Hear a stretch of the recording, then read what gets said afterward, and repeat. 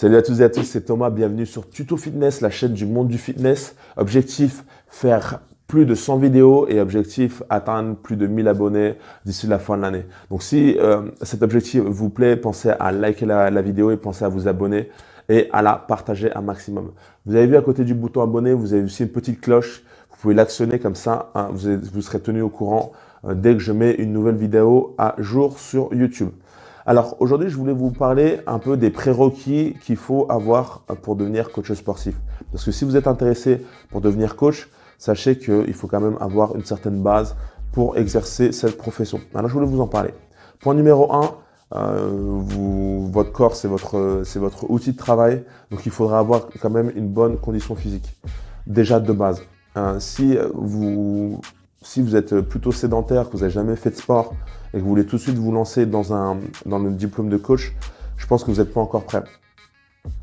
Si vous n'avez jamais couru, ne serait-ce que quelques kilomètres, ou vous n'avez jamais fait de la musculation, vous serez pas prêt. Pensez à vous préparer, donc pensez, parce que sachez qu'avant d'être coach, vous avez une série de tests, donc les tests d'exigence préalable, les TEP.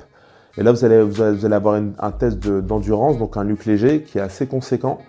Et j'ai eu quelques personnes le rater, ce test. Donc, le prenez surtout pas à la légère. Je me rappelle que même moi qui ai fait du cardio et qui a un passif de sportif de haut niveau, à la fin du palier 9, si je me souviens bien, je commençais à avoir le cœur qui battait bien, je commençais à être limite un peu dans le rouge. Et comme je vous dis, moi je suis déjà à la base, je suis sportif. Alors une personne qui ne l'est pas du tout, au palier numéro 3, cette personne-là, elle va s'arrêter. Pensez, si vous voulez vraiment prendre ce métier au sérieux, pensez à vous mettre déjà en bonne condition physique au niveau de l'endurance. Commencez à vous préparer sur le tapis, commencez à courir, commencez à faire du fractionné, commencez à faire des intervalles training, à augmenter l'intensité de votre entraînement. Comme ça, au niveau du test endurance, vous serez prêt.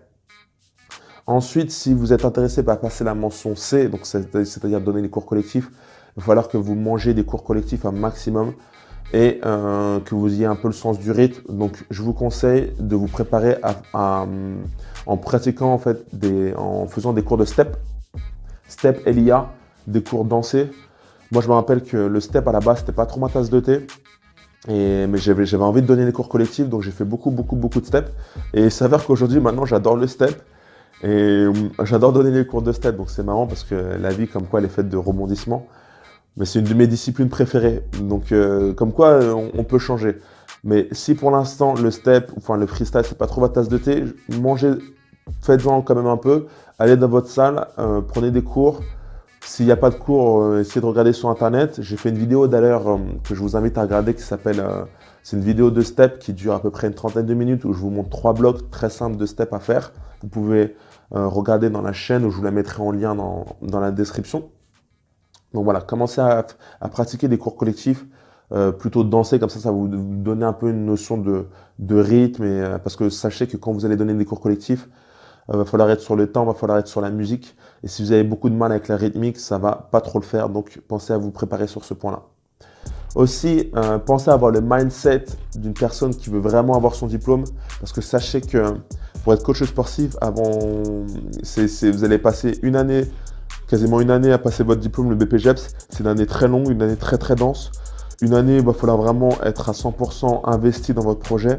Vous allez avoir des dossiers à rendre, vous allez avoir vous allez devoir travailler dans votre entreprise, vous allez devoir donner vos cours dans votre entreprise et aussi suivre les cours dans votre école.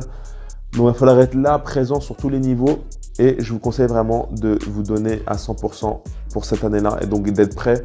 Donc c'est-à-dire si cette année vous êtes un petit peu chargé au niveau familial ou je sais pas, vous êtes à court financièrement, pensez peut-être à régler certaines de vos problèmes avant de vous lancer dans le BPJEPS, ça serait un conseil.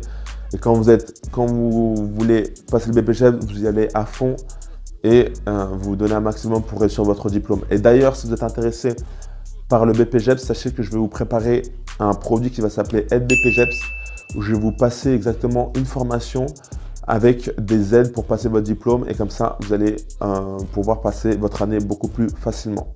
D'autres prérequis pour devenir coach sportif, je pense qu'il faut savoir être ouvert, savoir être souriant, savoir être sociable Vous allez être amené à rencontrer énormément de personnes. Et si vous n'avez pas de minimum de sociabilité, si vous êtes une personne froide, une personne associable, ça va être plutôt problématique. Si vous avez du mal à sourire, si vous avez un mauvais relationnel, vous allez avoir du mal à vous faire des clients, vous allez avoir du mal à avoir des gens qui se fidélisent sur votre cours. Vous pouvez par exemple sur un cours collectif très cardio, qui demande vraiment beaucoup d'investissement, vous pouvez être le coach un peu sérieux qui se donne à fond, mais à ce moment-là, si vous n'êtes pas trop sérieux, alors donnez tout sur votre physique. Vous êtes le coach qui par exemple, qui est un monstre au niveau physique, qui n'est pas forcément souriant, mais les gens ne vont pas vous en vouloir parce que si vous donnez le maximum au niveau physique, vous allez réussir. Par contre, si au niveau physique, vous n'êtes pas là et en plus de ça, vous n'êtes pas souriant, ça va être un désavantage pour vous. Et si vous n'êtes pas sociable, ça ne va pas du tout le faire pour ce métier. Voilà, c'était une courte vidéo pour vous donner un peu des prérequis pour devenir coach sportif. Si vous êtes intéressé pour devenir coach sportif, pensez à télécharger mon e-book qui se trouve en lien dans la description ou en lien dans les descriptions dans les coins de la vidéo. Pensez à liker la vidéo si vous avez aimé et pensez à la partager si vous pensez que ça peut être utile pour quelqu'un d'autre. On se retrouve à la prochaine pour de nouvelles vidéos.